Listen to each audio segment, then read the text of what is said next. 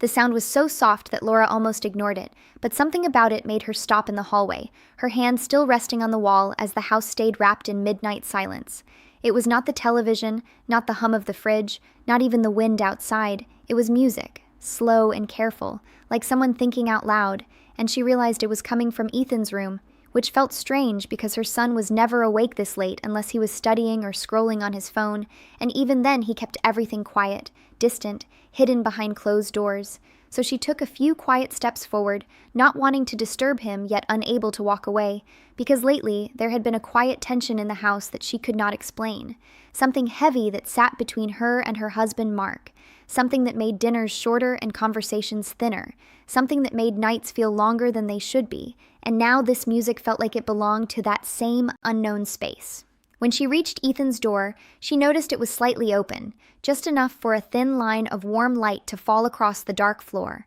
and she paused, her breath slowing, as if she already knew she was about to see something she wasn't meant to see, but the music pulled her closer, gentle but emotional, each note played with care, not like practice, but like someone holding on to a feeling. And when she finally looked inside, she saw Ethan sitting by the window, his back slightly bent, a guitar resting in his hands, his fingers moving slowly across the strings, and for a moment Laura simply stood there, surprised, because this was not the Ethan she saw every day, not the quiet boy who answered in short sentences and avoided eye contact, not the one who seemed lost in his own world during dinner, but someone else entirely, someone open, someone feeling something deeply, and she watched as he paused for a second, closed his eyes, and played again.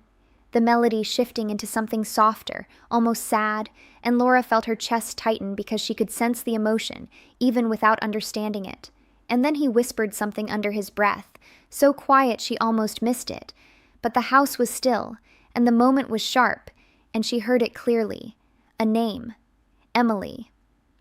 And Laura's heart skipped, as if the sound had reached somewhere deep inside her. Because that name was not unfamiliar, not random, not harmless. It was the same name she had seen on Mark's phone weeks ago when he thought she wasn't looking. The same name that appeared in late-night messages and short smiles he tried to hide. The same name that had already planted doubt in her heart, and now hearing it from her son's lips made everything feel more complicated, more real, more painful, because she couldn't understand how those two worlds had touched each other, how something secret between her and her husband had somehow reached Ethan, and she stayed there for a few seconds longer, her thoughts racing, her heart beating faster, until she realized she was standing too long and might get caught, so she stepped back quietly, careful not to make a sound, and returned to the hallway. But the music followed her, echoing in her mind even after she closed her bedroom door, and she sat on the edge of her bed, staring at nothing, trying to make sense of what she had just seen,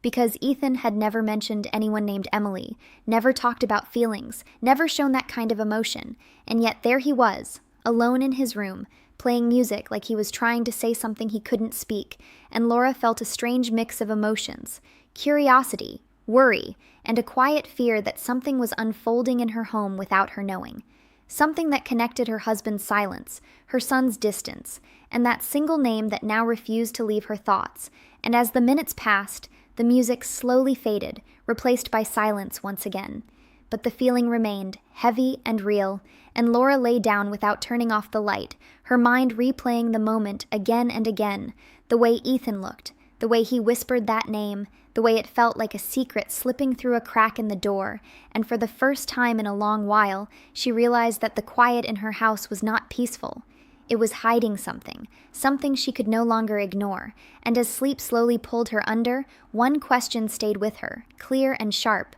Who was Emily? And why did it feel like the answer would change everything?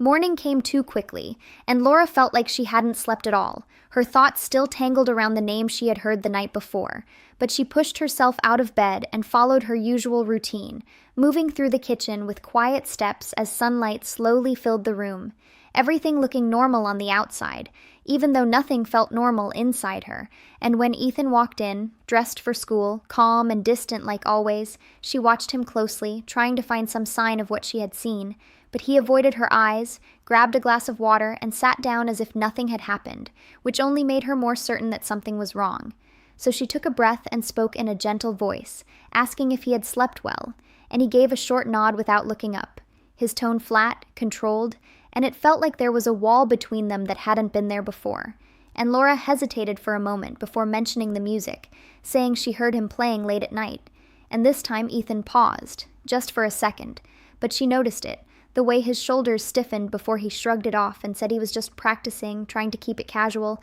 but his voice lacked its usual ease, and Laura felt her heart beat faster as she moved closer to the truth, and then she asked the question that had been sitting in her chest since midnight, asking softly who Emily was, and this time Ethan looked up, really looked at her, his eyes filled with surprise and something else she couldn't fully read, maybe worry or maybe confusion, and he asked why she wanted to know, his tone careful, and Laura forced a small smile, pretending it was nothing, saying she just heard the name, but the air between them changed, becoming heavy, and Ethan stood up too quickly, pushing his chair back with a soft scrape, saying it was nothing and that she shouldn't think about it. But the way he said it made it clear that it was not nothing at all, and before she could ask anything else, he grabbed his bag and left the room, leaving behind silence that felt louder than any argument, and Laura stood there for a moment, staring at the empty chair, her mind racing as she tried to understand how everything was connecting, because she knew about Emily,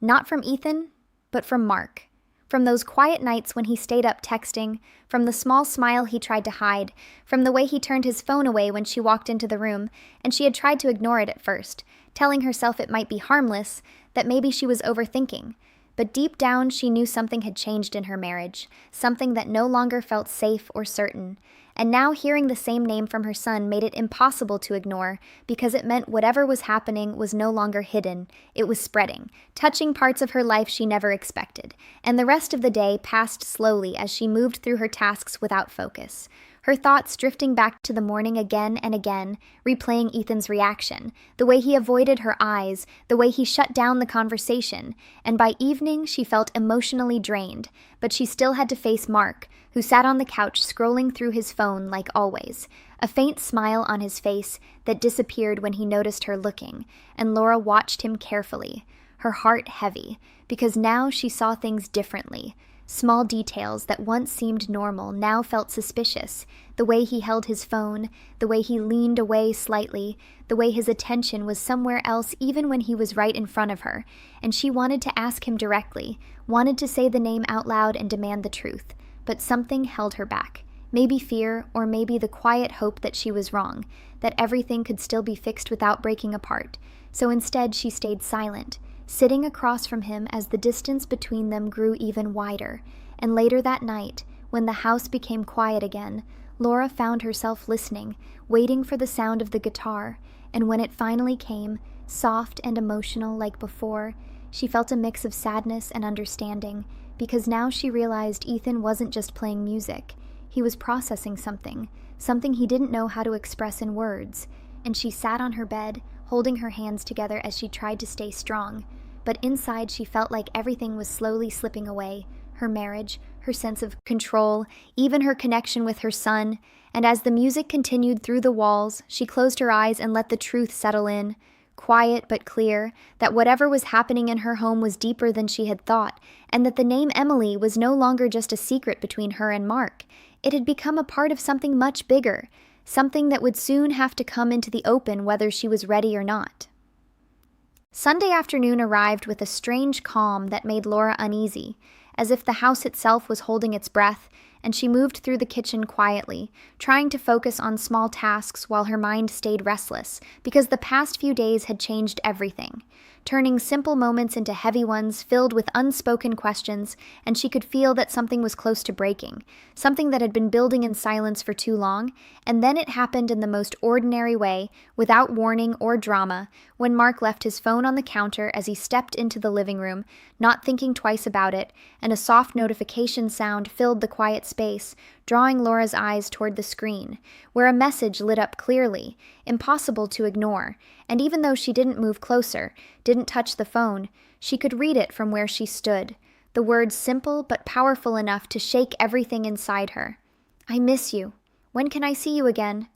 followed by the name Emily, and for a moment Laura felt frozen, her chest tightening as the truth she had tried to avoid stood right in front of her, no longer hidden behind doubt or imagination. And before she could react, before she could even process her next step, she heard footsteps behind her, and Ethan walked into the kitchen, his presence sudden but quiet, and his eyes moved naturally toward the counter, landing on the phone screen just like hers had. And in that single second, everything connected without a single word needing to be spoken, and when their eyes met, there was no confusion left, no misunderstanding, just a shared awareness that the truth had revealed itself to both of them at the same time, and Laura saw it clearly in Ethan's face. Not shock, not anger, but something deeper, something more painful, a quiet disappointment that seemed too heavy for someone his age, and she spoke softly, her voice almost breaking as she asked if he already knew. And Ethan nodded slowly, his expression steady but his hands slightly shaking, and he admitted that he had found out weeks ago, that he had seen messages, noticed changes, felt the distance just like she had, but didn't know how to tell her, didn't know how to put those feelings into words without hurting her. And Laura listened, her heart aching not just because of Mark's actions, but because her son had been carrying this weight alone, trying to understand something that even she struggled to face. And when she asked about the music, about the name she had heard, Ethan quickly explained that he wasn't connected to Emily in the way she feared, that he had only been trying to make sense of what was happening, using music as a way to deal with the confusion and sadness he felt, trying to understand how someone he respected, someone he looked up to, could become a stranger in his own home. And his words hit Laura deeply, because she realized that this situation wasn't just breaking her marriage, it was changing the way her son saw the world, changing the way he understood trust, love, and honesty. And for a moment neither of them spoke, standing there in the quiet kitchen with the truth fully exposed. And later that evening, Laura found the courage to face Mark, her heart steady but heavy, and when she spoke, she didn't raise her voice, didn't accuse him with anger, she simply asked for honesty. And Mark, seeing the reality in front of him, didn't deny it, didn't try to explain it away, and that silence, that lack of resistance, hurt more than any argument could have, because it confirmed everything without leaving room for hope. And the conversation stayed calm but serious, filled with pauses and quiet acceptance, as if both of them knew there was no easy way back from this point. And when it ended, nothing was fixed, nothing was solved, but everything had changed. And that night, the house felt different, not because of noise, but because of the absence of it, the kind of silence that follows truth. Heavy and real. And Laura sat alone for a while, letting everything settle, understanding that this moment was not just an ending, but also the beginning of something uncertain, something that would require strength she wasn't sure she had. And as she looked toward Ethan's room, where the faint sound of music returned once again, she realized that even in the middle of all this pain, they were both trying to hold on to something, trying to process, to understand, to survive. And for the first time since this all began, Laura didn't feel completely lost, because even though her marriage was breaking, she was no longer alone in facing the truth. The days after the truth came out moved slowly, each one carrying a quiet weight that could be felt in every corner of the house, and Laura woke up each morning with the same heavy feeling in her chest. But she forced herself to keep going, to follow a routine, to stay steady even when everything inside her felt uncertain, while Mark kept his distance, sleeping in the guest room and speaking only when necessary. His presence still there but no longer warm, and the silence between them said more than words ever could.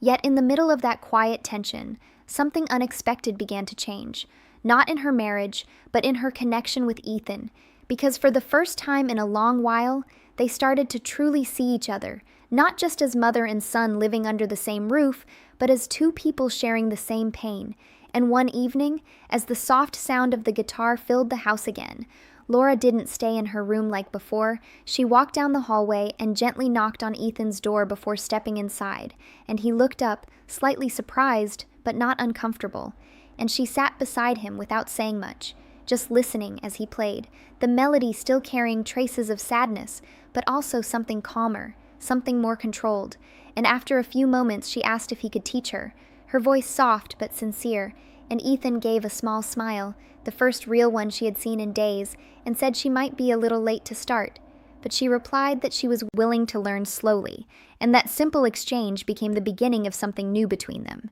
Because from that night on, they started spending time together, sitting side by side as he showed her the basics, guiding her fingers across the strings, correcting her gently when she made mistakes. And those moments, though simple, brought a quiet comfort that neither of them expected, as if the music was giving them a way to talk without needing to find the right words. And as the days passed, their conversations became easier, more open, and Laura found herself sharing small thoughts she had kept inside, while Ethan listened and sometimes shared his own feelings too, not all at once, but enough to show that he was healing in his own way. And even though the situation with Mark remained unresolved, the tension slowly lost its sharp edge, replaced by a quiet acceptance that things had changed and would not return to what they once were. And one evening, as the sun set and the room filled with a warm golden light, Ethan began playing a different tune, softer and more hopeful than the ones before. And Laura noticed the change immediately, asking him what it was, and he paused for a moment before saying it was something new, something he had been working on, and she listened carefully, feeling the difference in every note. Because this time the music didn't feel heavy or confused. It felt like something moving forward, something letting go of pain without forgetting it completely. And Laura smiled, her eyes slightly wet, but filled with a quiet strength she hadn't felt in a long time, because she realized that even though she had lost the version of her life she once believed in, she had not lost everything. She had gained a deeper understanding of herself, a stronger connection with her son, and a new sense of direction that didn't depend on the past. And that realization didn't come with loud emotions or dramatic change. It came quietly, like the music filling the room, steady and real. And as she picked up the guitar again, trying to follow along with the new tune, she understood that healing was not about forgetting what happened. It was about choosing to move forward despite it. And in that moment, sitting beside Ethan, learning something new together, she felt a sense of peace she hadn't expected to find so soon. Because even though her world had been shaken, it had not been destroyed. It had simply changed, opening the door to something different, something honest. And as the final notes of the melody faded into the evening, Laura held on to that feeling, knowing that while the past could not be undone, the future was still hers to shape, one quiet step at a time.